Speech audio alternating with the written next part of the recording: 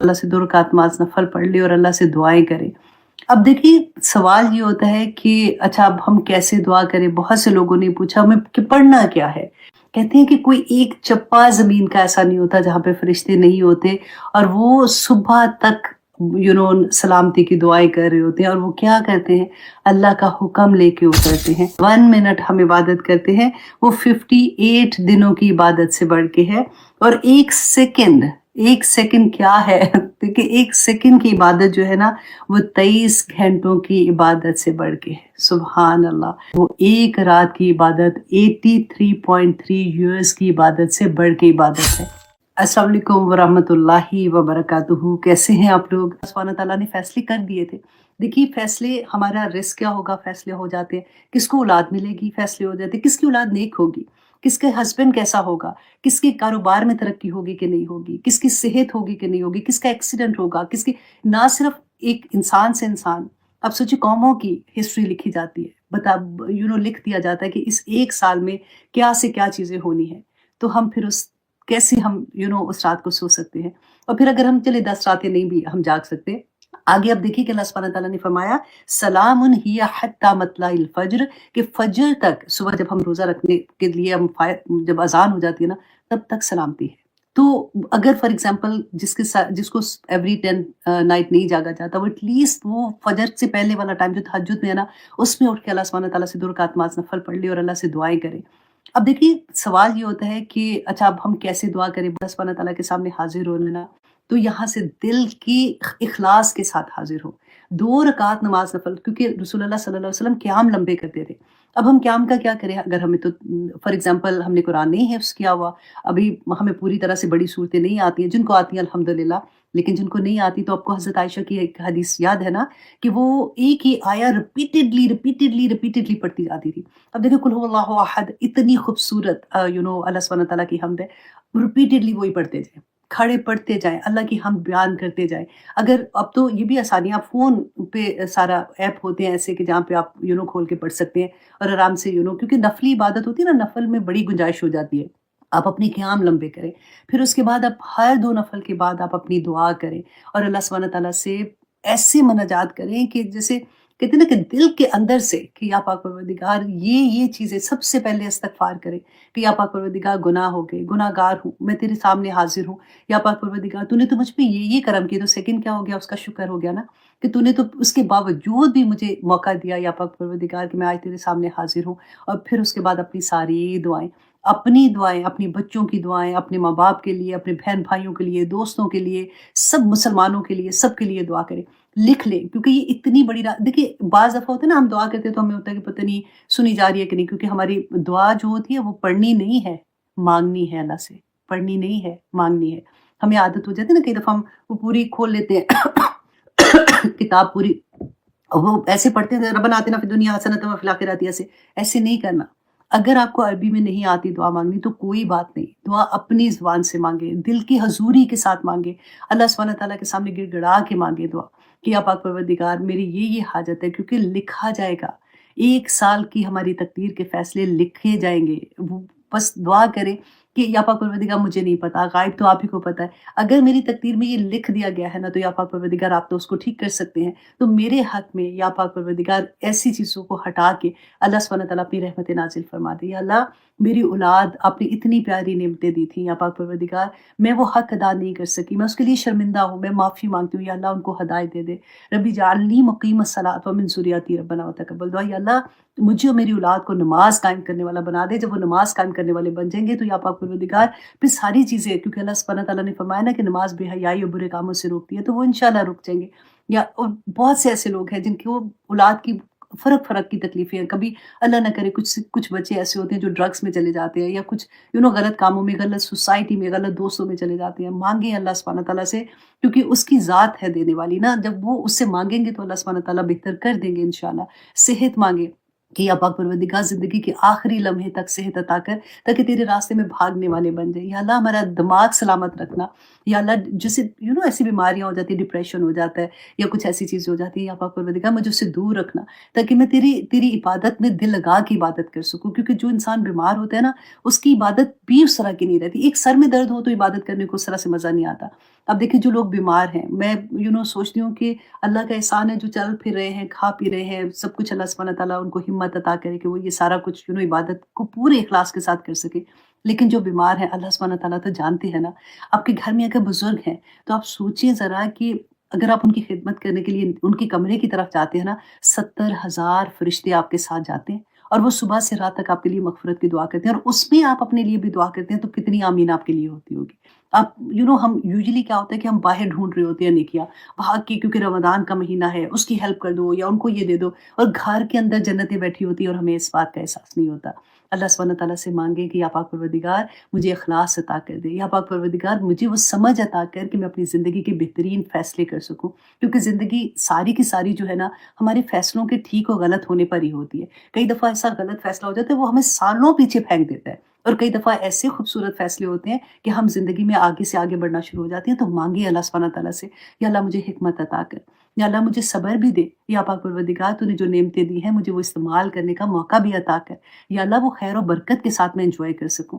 ہر چیز جو دل میں، رسول اللہ نے کیا کہا تھا کہ اگر جوتی کا تسمہ بھی مانگنا ہے نا تو وہ بھی اللہ سے مانگو۔ کئی دفعہ شرم آتی ہے، کچھ ایسی چیز مانگ رہے ہوتے ہیں تو ہائے اللہ سبحانہ تعالیٰ نے کہنا کیا پیچھے پڑ گئی ہے، یا یہ بھی کوئی مانگنے والی چیز ہے۔ لیکن پھر میں اپنے آپ کو یہی تسلی دیتی ہوں کہ نہیں، رسول اللہ نے تو یہ بھی کہا تھا کہ جوتی کا تسمہ بھی مانگنا ہے تو اللہ سے مانگو، تو پھر مجھے کیوں شرم آئے؟ پھر میں کہتی ہوں یا اللہ مجھے اپنی شان کے مطابق عطا کرنا، میں تو چھوٹی چھوٹی چیزیں مانگ رہی ہوں نا، یا پاک پروردگار بس برکتیں عطا فرما دے۔ جن کو اولاد کی نعمت نہیں ہے اللہ سبحانہ تعالیٰ ان کی جھولیاں بھر دے، اللہ سبحانہ تعالیٰ ان کو اولاد کی نعمتیں عطا کر دے۔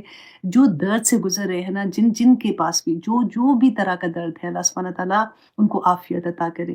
اور آخری عشرے کی دعا بھی ضرور یاد سے سارا وقت، اگر جو کھانا پکا رہے ہیں فار ایگزامپل آپ، یا کوئی کام کر رہے ہیں، تو پھر یہ ورد رکھیں، اللہم انک عفو کریم تحب العفو فاعف عنی۔ اللہ سبحانہ تعالیٰ انشاءاللہ، وہ کہتے ہیں نا کہ نہ صرف اللہ سبحانہ تعالیٰ مجھے معاف کرنا بلکہ وہ ڈیلیٹ کا بٹن ہی دبا دیتے، اور پھر اس کے بعد ہوتا ہے کہ ہے گئی کہاں چیز، اور ڈھونڈ، کئی دفعہ ہوتا ہے کہ ڈیلیٹ کر دی اور بعد میں وہ چاہیے ہوتی ہے تو وہ چیز ہی نہیں ملتی ہے، تو ہائے اب تو ڈیلیٹ کا بٹن دبا دیا تھا اور پھر اس کو کرش بھی کر دیا تھا۔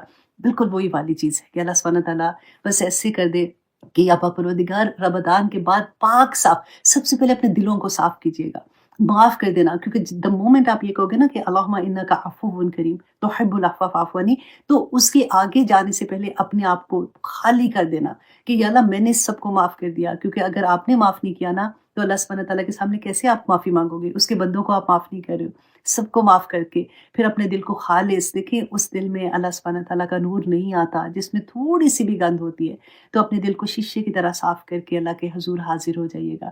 بڑی خوبصورت راتیں ہیں، ہر رات کو اللہ سے مانگے، اور خاص طور پہ دعا کریں کہ اللہ سبحانہ تعالیٰ ہم سب کو لیلۃ القدر نصیب کرے۔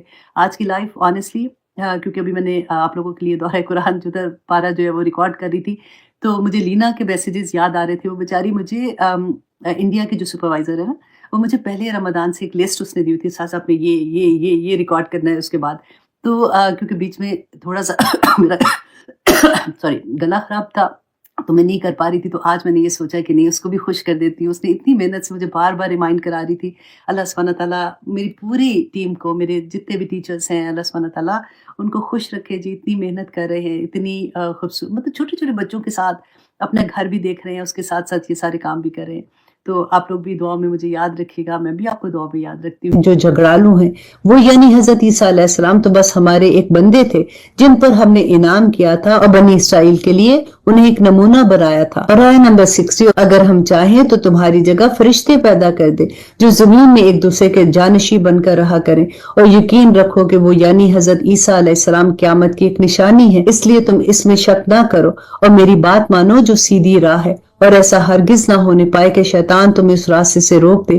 یقین جانو کہ شیطان تمہارا کھلا دشمن ہے۔ آیت نمبر 63، اور جب عیسیٰ کھلی ہوئی نشانیاں لے کر آئے تو انہوں نے لوگوں سے کہا کہ میں تمہارے پاس دنائی کی بات لے کر آیا ہوں، اس لیے لائے ہوں کہ تمہارے سامنے کچھ وہ چیزیں واضح کر دوں جس میں تم اختلاف کرتے ہو، لہٰذا تم اللہ سے ڈرو اور میری بات مانو۔ یقیناً اللہ ہی میرا بھی رب ہے، تمہارا بھی رب ہے، اس لیے اس کی عبادت کرو، یہی سیدھا راستہ ہے۔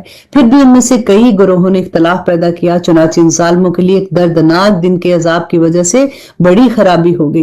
ये लोग बस इस बात का इंतजार कर रहे हैं कि क़यामत उनके सामने अचानक आ खड़ी हो और उन्हें खबर भी ना हो। उस दिन तमाम दोस्त एक दूसरे के दुश्मन होंगे, अल्लाह अकबर, सिवाय मुत्तकी लोगों के, जिनसे कहा जाएगा कि ए मेरे बंदो, आज तुम पर ना कोई खौफ तारी है और ना तुम गमगीन होगे। ए मेरे वो बंदो जो हमारी आयतों पर ईमान लाए थे और फर्मा बरदार रहे थे, तुम भी और तुम्हारी बीवियां भी खुशी से चमकते चेहरों के साथ जन्नत में दाखिल हो जाओ, अल्हम्दुलिल्लाह। और आय नंबर 71, उनके आगे सोने के प्याले और गिलास गर्दिश में लाए जाएंगे और उस जन्नत में हर वो चीज होगी जिसकी दिलों को ख्वाहिश होगी और जिससे आंखों को लज्जत हासिल होगी। उनसे कहा जाएगा कि जन्नत में तुम हमेशा रहो और ये वो जन्नत है जिसका तुम्हें अपने अमाल के बदले में वारिस बनाया गया है। उसमें तुम्हारे लिए बहुत मेवे हैं जिनमें से तुम खाओगे। अलबत्ता जो लोग मुजरिम है वो दोज़ख के अजाब में हमेशा हमेशा रहेंगे। वो अजाब उनके लिए हल्का नहीं पड़ने दिया जाएगा और वो उसमें मायूस पड़े रहेंगे।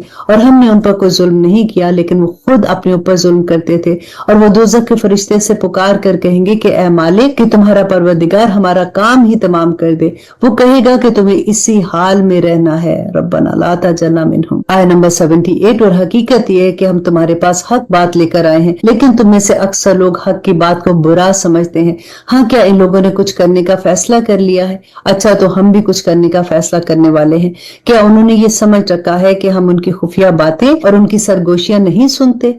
कैसे नहीं सुनते? इसके अलावा हमारे फरिश्ते उनके पास है, वो सब कुछ लिखते रहते हैं। ऐ पैगंबर, कह दो कि अगर खुदाए रहमान की कोई औलाद होती तो सबसे पहला इबादत करने वाला मैं होता। वो जो आसमानों और जमीनों का भी मालिक है, अर्श का भी मालिक है, वो इन तमाम बातों से पाक है जो ये बनाया करते हैं। लिहाजा ऐ पैगंबर, इन्हें अपने हाल पर छोड़ दो और ये इन बातों में डूबे रहें और हंसी खेल करते रहे यहाँ तक कि वो अपने उस दिन से जा मिले जिसका उनसे वादा किया गया है। वही अल्लाह है जो आसमान में भी माबूद है और जमीन में भी माबूद है, और वही है जो हिकमत का भी मालिक है और इल्म का भी मालिक है। और बड़ी शान है उसकी जिसके कब्जे में आसमान और जमीन और उसके दरमियान तमाम चीजें उसी की सल्तनत में है, और उसी के पास क़यामत का इल्म है, और उसी के पास तुम सबको वापस लौट कर जाना है। और ये लोग उसे छोड़कर जिन माबूदों को पुकारते हैं उन्हें कोई सिफारिश करने का इख्तियार नहीं होगा। हाँ, अलबत्ता जिन लोगों ने हक बात की गवाही दी होगी और उन्हें इसका इल्म भी होगा। और आया नंबर 87, और अगर तुम इन लोगों से पूछो कि उनको किसने पैदा किया है तो वो जरूर यही कहेंगे कि अल्लाह ने। इसके बावजूद कोई उन्हें कहां से अंधा चला रहा है। और अल्लाह को पैगंबरों की इस बात का भी इल्म है, और अल्लाह को पैगंबरों की इस बात का भी इल्म है कि वो ये दुआ करते थे कि या रब, ये ऐसे लोग हैं जो ईमान नहीं लाते हैं। और अब इस सूरह की आखिरी आया अल्लाह सुब्हानहू तआला फरमाते हैं कि लिहाजा ए पैगंबर, तुम इनकी परवाह ना करो और कह दो कि सलाम, क्योंकि अनकरीब तुम्हें सब खुद पता चल जाएगा। अल्हम्दुलिल्लाह, यहाँ पे हमारी सूरह ज़ुहरफ मुकम्मल होती है। और अब शुरू करते हैं सूरह दुखान, और इसका थोड़ा सा तारुफ देख लेते हैं कि रवायात के मुताबिक ये सूरत उस वक्त नाजिल हुई जब अल्लाह सुब्हानहू तआला ने मक्का मुकरमा के काफिरों को मुतनब्बा करने के लिए एक शदीद कहत में उनको मुब्तला फरमाया था। इस मौका पर लोग चमड़ा तक खाने पर मजबूर हो गए थे, और अबू सुफियान के जरिए काफिरों ने रसूलुल्लाह सल्लल्लाहु अलैहि वसल्लम से दरखास्त की थी कि कहत दूर करने के लिए अल्लाह सुब्हानहू तआला से दुआ करें, और हम वादा करते हैं कि अगर कहत दूर हो गया तो हम ईमान ले आएंगे। रसूलुल्लाह सल्लल्लाहु अलैहि वसल्लम ने दुआ फरमाई और अल्लाह सुब्हानहू तआला ने कहत से नजात अता कर दी। लेकिन जब कहत दूर हो गया तो ये काफिर लोग अपने वादे से फिर गए और ईमान नहीं लाए। इस वाकया का तज़किरा इस सूरत की आयत नंबर 10 से 15 में आया है, और इस सिलसिले में ये फरमाया गया है कि एक दिन आसमान पर धुआं ही धुआं नजर आएगा। इसका मतलब इंशाअल्लाह इस आयत की तफसीर में आप लोग देखेंगे, क्योंकि अभी हम लोग सिर्फ दौरा कुरान कर रहे हैं, इसलिए हम कोशिश कर रहे हैं कि कम वक्त में आप तक वो सारी बात पहुंचा दें जो सिर्फ कुरान के लफ्जी तर्जुमा है। इसी वजह से सूरत का नाम भी सूरत दुखान है, और इस सूरत के बाकी मज़ामीन जो है वो तौहीद, रिसालत और आखिरत पर मबनी है। ये सूरत मक्की सूरा है, इसमें 59 आयात हैं और 3 रुकू हैं। आऊज़ु बिल्लाहि मिनश शैतानिर रजीम, बिस्मिल्लाहिर रहमानिर रहीम, हामीम। यह हरूफ मुक़त्तात हैं। वल किताबिल मुबीन, कसम है इस किताब की जो हक को वाज़े करने वाली है कि हमने इसे एक मुबारक रात में उतारा है, क्योंकि हम लोगों को खबरदार करने वाले थे। इसी रात में हर हकीमाना मामला हमारे हुक्म से तय किया जाता है। हम एक पैगंबर भेजने वाले थे ताकि तुम्हारे रब की तरफ से रहमत का मामला हो। यकीनन वही है जो हर बात सुनने वाला और हर चीज जानने वाला है, जो सारे आसमानों और जमीनों का और उनके दरमियान हर चीज का रब है। अगर तुम वाकई यकीन करने वाले हो और उसके सिवा कोई माबूद नहीं है। वो जिंदगी भी देता है और मौत भी, और तुम्हारा भी रब है और तुम्हारे पहले गुजरे हुए बाप दादों का भी रब है। और आया नंबर 9, फिर भी काफिर ईमान नहीं लाते बल्कि वो शक में पड़े हुए खेल रहे हैं। लिहाजा उस दिन का इंतजार करो जब आसमान एक वाज़ेह धुआं लेकर नमूदार होगा जो लोगों पर छा जाएगा। ये एक दर्दनाक सजा है। उस वक्त ये लोग कहेंगे कि हमारे परवरदिगार, हमसे ये अजाब दूर कर दीजिए, हम जरूर ईमान ले आएंगे। उनको नसीहत कहाँ होती है, हालांकि उनके पास ऐसा पैगंबर आया है जिसने हकीकत को खोल कर रख दिया है।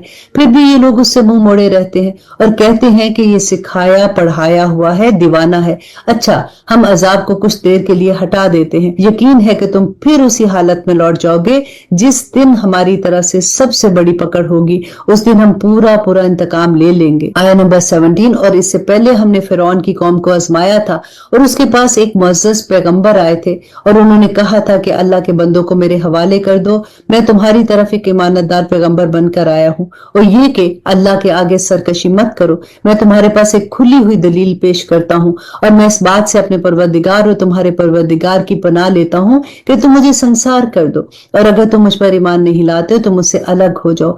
फिर उन्होंने अपने परवरदिगार को पुकारा कि ये मुजरिम लोग हैं। अल्लाह सुब्हानहू तआला ने फरमाया कि अच्छा, तुम मेरे बंदों को लेकर रातों रात रवाना हो जाओ, तुम्हारा पीछा जरूर किया जाएगा और तुम समंदर को ठहरा हुआ छोड़ देना, यकीनन ये लश्कर डूब जाएगा। और आया नंबर 25, कितने बागात और चश्मे थे जो ये लोग छोड़ गए, और कितने खेत और शानदार मकानात और ऐश के कितने सामान जिसमें वो मजा करते थे, उनका अंजाम इसी तरह हुआ और हमने इन सब चीजों का वारिस एक दूसरी कौम को बना दिया। फिर ना उन पर आसमान रोया न जमीन, और ना उनको कुछ मोहलत दी गई, और बनी इसराइल को हमने जिल्लत के अजाब से निजात दे दी, यानी फिरौन से। हकीकत यह है कि वो बड़ा सरकश हद से गुजरे हुए लोगों में से था, और हमने उनको अपने इल्म के मुताबिक दुनिया जहान वालों पर फौकियत दी और उनको ऐसी निशानियां दी जिनमें खुल्लम खुल्ला हमारा इनाम था। ये लोग साफ साफ कहते हैं कि और कुछ नहीं, बस हमारी वही पहली मौत होगी और हमें दोबारा जिंदा नहीं किया जाएगा। और आया नंबर 36, वो ये भी कहते हैं कि अगर तुम सच्चे हो तो हमारे बाप दादों को उठा लाओ, भला ये लोग बेहतर हैं या तुब्बा की कौम और वो लोग जो इनसे पहले थे। हमने उन सब को हलाक कर दिया क्योंकि वो यकीनी तौर पर मुजरिम लोग थे, और हमने आसमानों जमीनों में और उसके दरमियान की चीजें बेफायदा खेल करने के लिए पैदा नहीं की हैं। हमने उन्हें बरहक मकसद के लिए पैदा किया, लेकिन उनमें से अक्सर लोग नहीं समझते। हकीकत यह है कि फैसले का दिन इन सब के लिए मुकर्रर है, जिस दिन कोई हमायती किसी हमायती के जरा भी काम नहीं आएगा और उनमें से किसी को कोई मदद नहीं की जाएगी सिवाय उसके जिस पर अल्लाह रहम फरमाए। यकीनन वो मुकम्मल इक्तदार का मालिक भी है और बड़ा मेहरबान भी है। और आया नंबर 43, यकीन जानो के ज़कूम का दरख्त गुनाहगारों का खाना होगा, तेल की तिलझट जैसा। वो लोगों के पेट में इस तरह जोश मारेगा जैसे खौलता हुआ पानी। फरिश्तों से कहा जाएगा कि इसको पकड़ो और घसीट कर दोज़ख के बीचों बीच ले जाओ। फिर उसके सर के ऊपर खौलते हुए पानी का अजाब डाला जाएगा। कहा जाएगा कि ले चक, तू ही है वो बड़ा साहिब इक़्तिदार और बड़ा इज्जत वाला। ये वही चीज है जिसके बारे में तुम लोग शक किया करते थे। रब्बना ला तजअलना मिनहुम। अल्लाह सुब्हानहू तआला फिर दूसरी बात कहते हैं कि दूसरी तरफ परहेजगार लोग यकीनन अमन और अमान वाली जगह में होंगे, बागात में और चश्मों में होंगे, और आमने सामने बैठे हुए सुंदस और इस्तबरक का लिबास पहने होंगे। उनके साथ यही मामला होगा और हम बड़ी बड़ी आंखों वाली हूरों का उनसे ब्याह कर देंगे और वहां बड़े इत्मीनान से हर किस्म के मेवे मंगवाते होंगे। और आया नंबर 56, और जो मौत उनको पहले आ चुकी थी इसके अलावा वहां और किसी और मौत का मजा नहीं चखेंगे, और अल्लाह उन्हें दोज़ख के अजाब से भी महफूज रखेगा। ये सब तुम्हारे परवरदिगार की तरफ से फजल होगा। इंसान के लिए जबरदस्त कामयाबी यही है। तो आइए देखते हैं। सबसे पहले तो आप लोगों के साथ मैं हदीस शेयर करती हूँ कि हजरत काब बिन उजरा रदियल्लाहु अन्हु रवायत करते हैं कि हजरत काब बिन उजरा रदियल्लाहु अन्हु बयान करते हैं कि एक मर्तबा रसूलुल्लाह सल्लल्लाहु अलैहि वसल्लम ने सहाबा को कहा कि उनको मेंबर लेके आए। तो कहते कि सहाबा जो है वो मेंबर लेके आए, तो रसूलुल्लाह सल्लल्लाहु अलैहि वसल्लम ने जब पहले सीढ़ी पे पाँव रखा तो आमीन कहा, सेकंड पे रखा तो आमीन कहा, थर्ड पे रखा तो आमीन कहा। तो सहाबा ने जब वो मेंबर से नीचे उतरे तो उसके बाद कहा कि आज आपने जो कहा है वो यूजुअली वो ऐसा नहीं करते थे ना, तो ये क्या मतलब, आपने क्यों ऐसे कहा था? तो रसूलुल्लाह सल्लल्लाहु अलैहि वसल्लम ने बताया कि जिब्राइल अमीन मेरे पास आए थे और जब मैंने पहली सीढ़ी पे पाँव रखा तो उन्होंने कहा कि अल्लाह सुब्हानहू तआला कि क्या था कि हलाकत हो उसकी, کہ ہلاکت ہو ان لوگوں کی جو رمضان کا مہینہ پائیں اور اپنے گناہوں کی بخشش و مغفرت نہ کروا سکے. تو کہتے ہیں اس پہ میں نے ان کو کہا آمین. پھر رسول اللہ صلی اللہ علیہ وسلم نے دوسری سیڑھی پہ پاؤں رکھا تو کہتے ہیں کہ جبرائیل امین نے کہا کہ ہلاکت ہو ان لوگوں کی جو آپ کا رسول اللہ صلی اللہ علیہ وسلم کا نام مبارک سنے اور پھر آپ پہ درود نہ بھیجے. تو رسول اللہ صلی اللہ علیہ وسلم نے فرمایا کہ میں نے کہا آمین. پھر جب تیسری سیڑھی پہ پاؤں رکھا تو جبرائیل امین نے کہا کہ ہلاکت ہو ان لوگوں کی جنہوں نے اپنے ماں باپ کو پایا، ماں باپ کو دونوں کو یا ان میں سے کسی ایک کو، اور ان کی خدمت کر کے جنت حاصل نہ کر سکا، ہلاکت ہو اس انسان کے لیے. تو میں نے کہا آمین.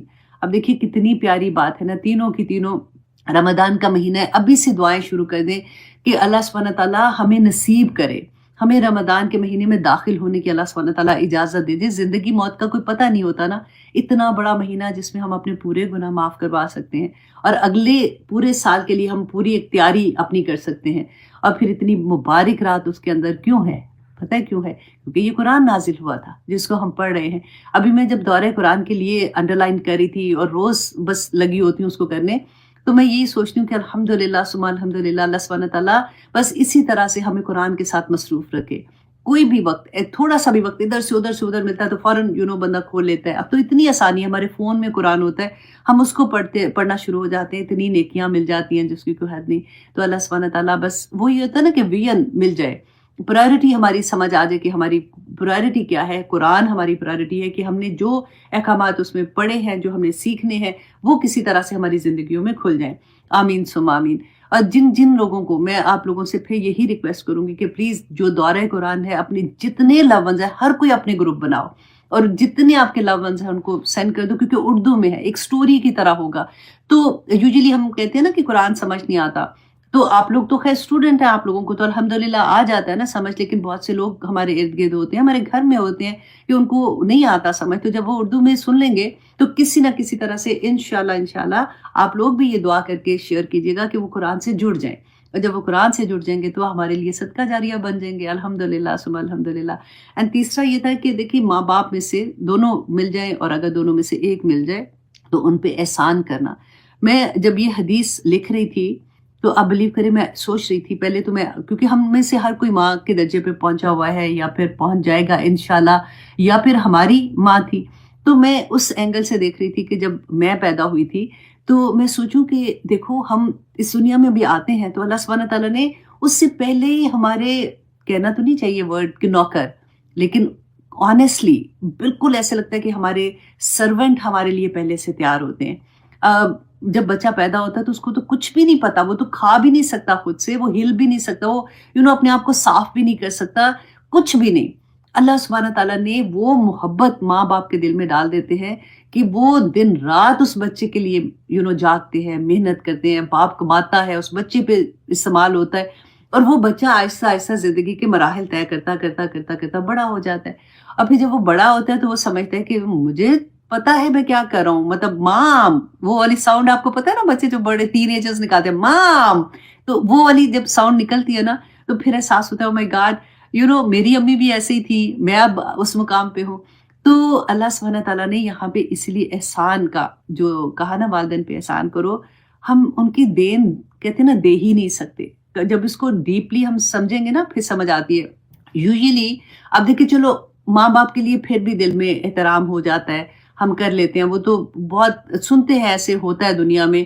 لیکن زیادہ تر جو لوگ ہوتے ہیں چلو ماں باپ کے لیے سوچ لیا، لیکن کئی دفعہ پتہ ہے کیا پرابلم کہا جاتی ہے، ساس سسر جو ہوتے ہیں. کیونکہ ایک تو آپ سوچیں کہ آرام سے لوگ کہہ دیتے ہیں جی کدھر لکھا قرآن میں، اللہ سبحانہ تعالیٰ نے لکھا کوئی نہیں ماں باپ ان کی کوئی خدمت نہیں کرنی، ساس سسر کا کوئی نہیں لکھا ہوا. وہ ہسبینڈ کے ماں باپ ہیں، وہ بوڑھے ہیں، وہ کدھر جائیں گے آپ مجھے یہ بتائیے. تو اگر آپ کے نصیب میں ان کا لکھا ہے کہ وہ آپ کے ساتھ رہیں گے تو پھر ان کے ساتھ احسان کا درجہ کرنا تو ضروری ہے نا. ہم ایک دم سے اپنے آپ آگے نا ایک دیوار بنا لیتے ہیں کہ بھئی میرا کام ہے اپنے ماں باپ کا کرنا، میں یہ کیا کروں. بہت سے لوگ ایسے سوچتے ہیں، ایسے نہیں سوچنا چاہیے. دیکھیں ہم عام انسانوں کو بھی اگر دیکھیں نا، کسی بوڑھے کو دیکھتے ہیں تو ہم ان سے ہمدردی کرنا شروع ہو جاتے ہیں کہ آنٹی آپ کو کوئی ضرورت ہے. اگر کسی جگہ پہ دیکھیں گے کھانے کے لیے وہ نہیں اٹھ رہی ہیں تو ان کے لیے پلیٹ بنا کے لانے کی کوشش کریں گے. تو گھر میں جب ہمارے ساس سسر ہوتے ہیں نا تو یہ چیزوں کا بہت خیال رکھنا چاہیے کہ اس کے درجے بڑے ہیں. دیکھیے ایک وہ رشتے کے درجے ہیں جو ہیں، جیسے فرائض ہم نے پڑھا نا، فرائض جو ہے اللہ سبحانہ تعالیٰ کو سب سے زیادہ پسند ہے، لیکن جب بندہ نوافل ادا کرتا ہے تو اللہ سبحانہ تعالیٰ کیا کہتے ہیں کہ میں اس کا ہاتھ بن جاتا ہوں، میں اس کی آنکھ بن جاتا ہوں، ہے نا؟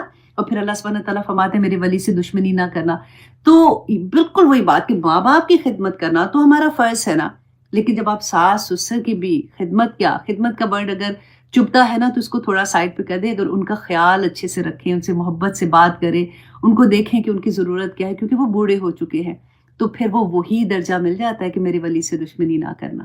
تو اللہ سبحانہ تعالیٰ سے دعا کریں کہ اللہ سبحانہ تعالیٰ ہمیں ان چیزوں کی سمجھ عطا کرے اور ان چیزوں پہ عمل کرنا ہمارے لیے آسان کر دے، کیونکہ شیطان انہی چیزوں پہ حملہ کرتا ہے آ کے. یہاں پہ ہم اتنی نیکیاں کر رہے ہوتے ہیں، یہاں پہ برباد کروا دیتے ہیں. تو اللہ سبحانہ تعالیٰ ہمارے ماں باپ کو جو بڑے ہیں ان کو بھی توفیق عطا کرے کہ وہ بھی لونگ ہوں، تانا دینے والے نہ ہوں، تنگ نہ کرے، اور ہمیں بھی توفیق دے کہ اللہ سبحانہ تعالیٰ ہم بھی صبر کرنے والوں میں شامل ہو جائے. آمین ثم آمین. تو آئیے جناب اب ہم شروع کرتے ہیں سورۃ نحل کی آیت نمبر 45 سے. ہم اپنی کلاس کا آغاز کریں گے. اعوذ باللہ من الشیطان الرجیم، بسم اللہ الرحمن الرحیم. ہم نے لاسٹ ٹائم دیکھیں ہم پڑھ رہے تھے کہ مشرکین مکہ کا یہ کوشچن تھا کہ رسول اللہ صلی اللہ علیہ وسلم سے کہ کیوں ایمان نہیں لا رہے تھے، کیوں ان کی بات نہیں سن رہے تھے. وہ کہتے تھے کہ اللہ سبحانہ تعالیٰ نے کوئی فرشتے کو کیوں نہیں بھیجا پیغام دے کے، تو آپ کو کیوں اللہ سبحانہ تعالیٰ نے چن لیا ہے. تو جو ہم نے لاسٹ 44 آیا پڑھی تھی، 43 آیا پڑھی تھی، اس میں یہی تھا کہ اللہ سبحانہ تعالیٰ نے فرمایا کہ آپ اہل ذکر جو پہلے کے لوگ ہیں، جو یہود تھے وہاں پہ، آپ ان سے پوچھیں. اگر تمہیں یقین نہیں آتا تو ان سے پوچھ لو کہ حضرت عیسیٰ اور حضرت موسیٰ یا ان کے اوپر بھی جو نبی آئے تھے، صحیفے آئے تھے، وہ کہاں سے اللہ سبحانہ تعالیٰ نے انسان پہ جو آدمی تھے، جو انہی کے اوپر نبوت بھیجی تھی نا. تو یہ پہلی دفعہ تو ہوا نہیں ہے، ہمیشہ سے کسی آدمی پہ ہی نبوت آئی ہے. تو اب ان کو اس مسئلے پہ کیوں پرابلم ہو رہی ہے؟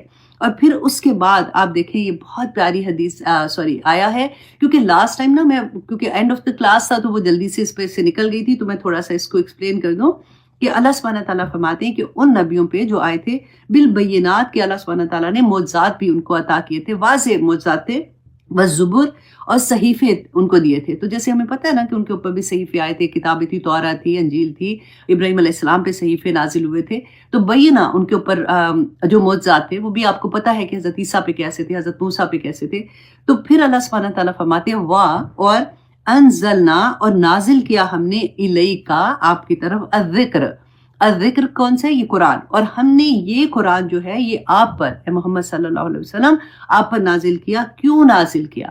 دیکھیں یہاں پہ آج آپ نے یہ آیا بہت غور سے سنی ہے، کیونکہ آپ لوگوں کو ایسے لوگ ملیں گے جو یہ کہتے ہیں کہ ہم حدیث تو بہت سال پہ بعد لکھی گئی، ہم تو بس ٹھیک ہے نا قرآن میں جو ہے ہم تو اسی پہ بلیو کرتے ہیں، حدیث پہ تو پتہ نہیں کب لکھا کب نہیں. مطلب ان کا کہنے کا مطلب یہ ہوتا ہے کہ حدیث پہ وہ بلیو نہیں کرتے ہیں. تو اور پھر جب ان کا یہ کوشچن ہوتا ہے تو کیونکہ آپ لوگ اب قرآن سے جڑے ہوئے ہیں تو یہ آیا انڈر لائن کر کے رکھ لیں اپنے پاس کہ جب بھی کبھی ایسی کوئی بھی سچویشن آئے گی تو آپ نے یہ آیا مینشن کرنی ہے کہ رسول اللہ صلی اللہ علیہ وسلم کی حدیث کا قرآن میں جو ذکر ہے. کیونکہ کہتے ہیں اچھا قرآن میں کدھر لکھا ہوا ہے؟ میرے ساتھ ہوا تھا ایسے بہت سال پہلے، جب ابھی میری زندگی میں ایسے قرآن نہیں کھلا تھا، لیکن تھے تو ہم مسلمان ہی نا، ہمیں بیسک تو پتہ ہی تھا. تو کسی جگہ پہ ایسے بات ہو رہی تھی تو میں نے بڑے وہ ہوتا ہے نا زور و شور سے، جو پتا ہوتا ہے ہم تو زور لگا کے بول دیتے ہیں. تو میں نے وہی جو بات اصل تھی مجھے جو پتا تھا، میں نے کہا جی ہم قرآن انڈرسٹینڈ کر ہی نہیں سکتے جب تک ہمیں حدیث کا پتہ نہ ہو، جب ہمیں رسول اللہ صلی اللہ علیہ وسلم کی سنت کا پتہ نہ ہو، ہمیں رسول اللہ صلی اللہ علیہ وسلم کے طریقوں کا نہ پتہ ہو، تو ان کی لائف کا پورا ہسٹری پڑھنے کا کہ کیسے ہے. تو جن کو میں بتا رہی تھی نا انہوں نے بڑے، وہ مسلمان ہی تھی، انہوں نے بڑے زور و شور سے مجھے یہ کہا کہ آئی ڈونٹ بلیو اٹ، کیونکہ جو قرآن میں لکھا ہوا ہے دیٹ از ہمیں پتہ ہے کہ وہ ٹھیک ہے، لیکن حدیث تو اتنے سال بعد میں لکھی گئی ہے، پتہ نہیں کیا مطلب کچھ ٹھیک ہے کہ نہیں ہے. تو میں تو حیران پریشان. اب میرے پاس کوئی دلیل نہیں تھی، کیونکہ میں جیسے آپ کو بتا رہی ہوں نا کہ ریگولر جیسے ہم مسلمان ہوتے ہیں بات کرتے ہیں، تو میں تو منہ جیسے کھلا نہیں رہتا تھا کہ ہاں ایسے کیسے آپ کہہ رہی ہیں. تو وہ کیونکہ ان کا کہنے میں اتنا زور تھا کہ میں بیچاری بس یہ کہتی رہ گئی کہ نہیں ایسے نہیں ہوتا، نہیں ایسے نہیں ہوتا، نہیں رسول اللہ صلی اللہ علیہ وسلم کی حدیث سے ثابت، مطلب قرآن ہم سمجھیں گے تو اس کو لینا ضروری ہے.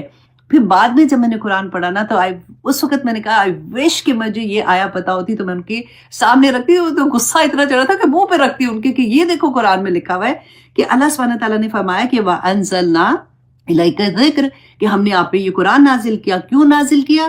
لِتُبَيِّنَ لِلنَّاسِ تاکہ آپ واضح کر دیں لوگوں کے لیے مَا نُنَزِّلَ إِلَيْهِمْ جو کچھ ہم نے نازل کیا آپ پر.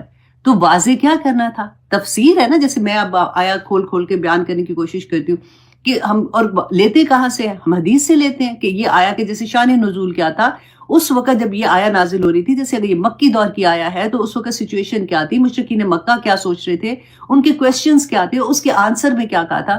تو رسول اللہ صلی اللہ علیہ وسلم نے یہ سارا ایکسپلین کیا.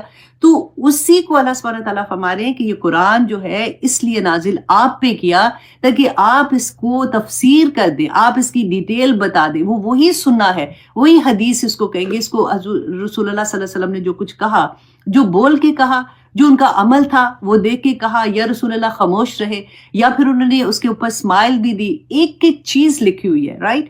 تو اسی پہ اللہ سبحانہ تعالیٰ نے فرمایا کہ تاکہ آپ اس کو کھول کھول کر لِتُبَيِّنَ تاکہ بیان کر دیں لوگوں کے لیے کہ مَا نُنَزِّلَ کہ جو کچھ نازل کیا. اب جو نازل کیا، ایک تو قرآن نازل ہوا تھا، اس کے علاوہ کیا تھا کہ جو جبرائیل علیہ السلام رسول اللہ صلی اللہ علیہ وسلم کو آ کے علیحدہ سے بھی چیزیں بتاتے تھے.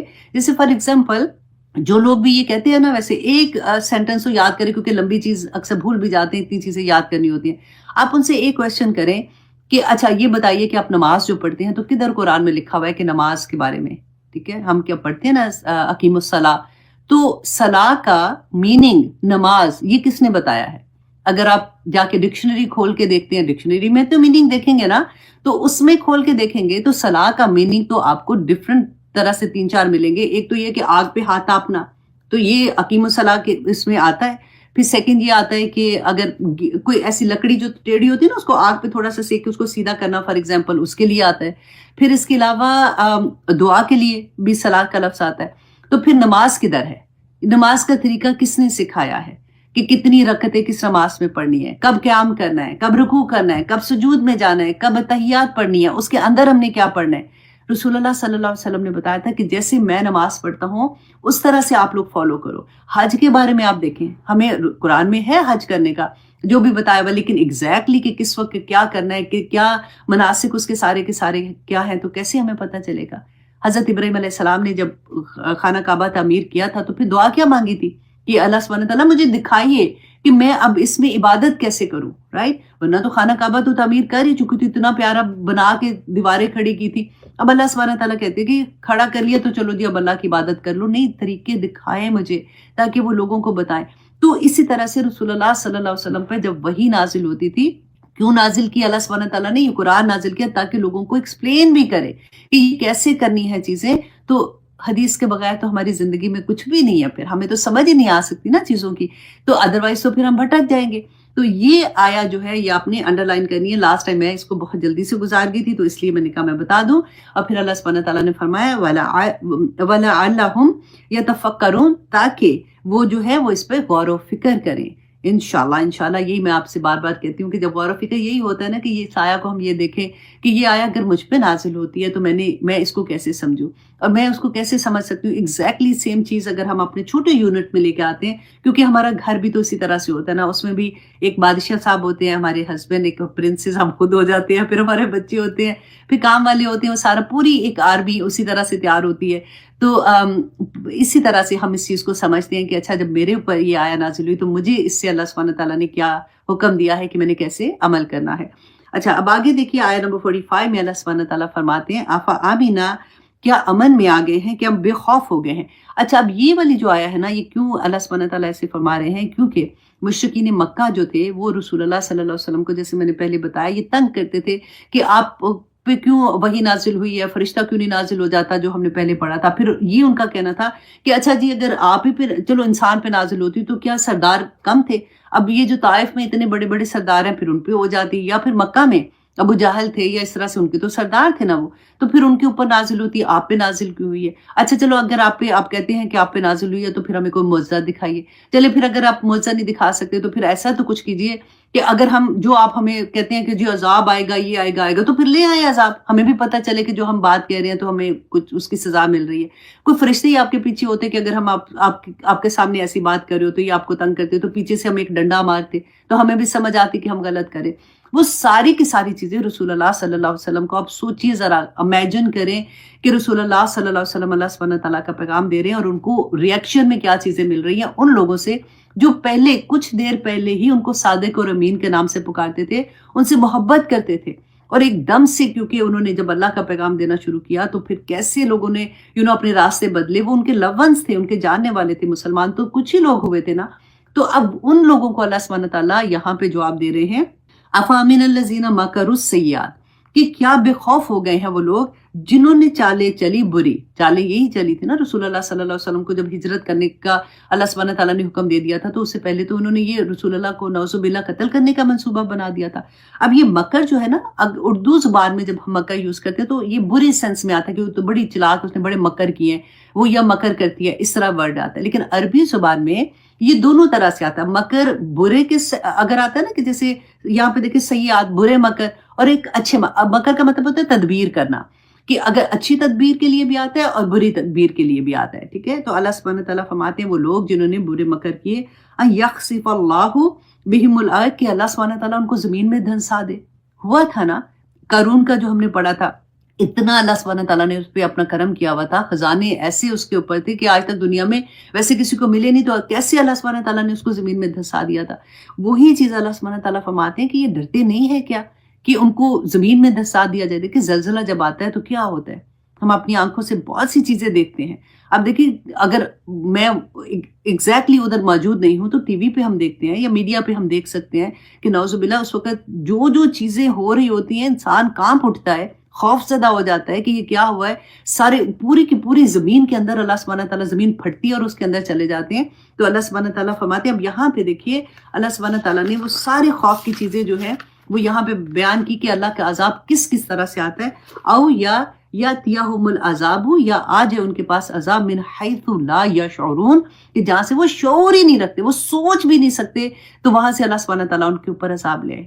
اب اپنی حال دیکھ لیں، ابھی تھوڑے ہم اس کو عذاب کا نام تو نہیں دے رہے ہیں، لیکن آپ دیکھیں جب کرونا آیا تھا، ہم امیجن کر سکتے ہیں، ذرا سوچیں وہ زمانہ کہ کیسا زمانہ تھا، کہ جب پتہ چلا تھا تو ایک خوف، ایک ڈر اپنے آپ سے، مطلب اپنے ہسبینڈ اینڈ وائف آپس میں ایک دوسرے سے علیحدہ ہونا شروع ہو گئے تھے. جب ایک کوئی چینک بھی مارتا تھا نا تو اس کو دوسرے کمرے میں بند کر دیتے تھے. اپنے لو ونس کی باڈی، ڈیڈ باڈی لینے ہاسپٹل میں نہیں جاتے تھے. کئی دفعہ ایسا ہوا کہ خاوند کی ڈیتھ ہو گئی بیکاز آف کورونا، اور بیوی کی حالت تھوڑی خراب تھی تو اس کو علیحدہ کمرے میں بند کیا ہوا تھا، وہ اپنے خاوند کے جنازے پہ بھی نہیں جا سک رہی تھی، حالانکہ گھر میں بیٹھی ہوئی تھی.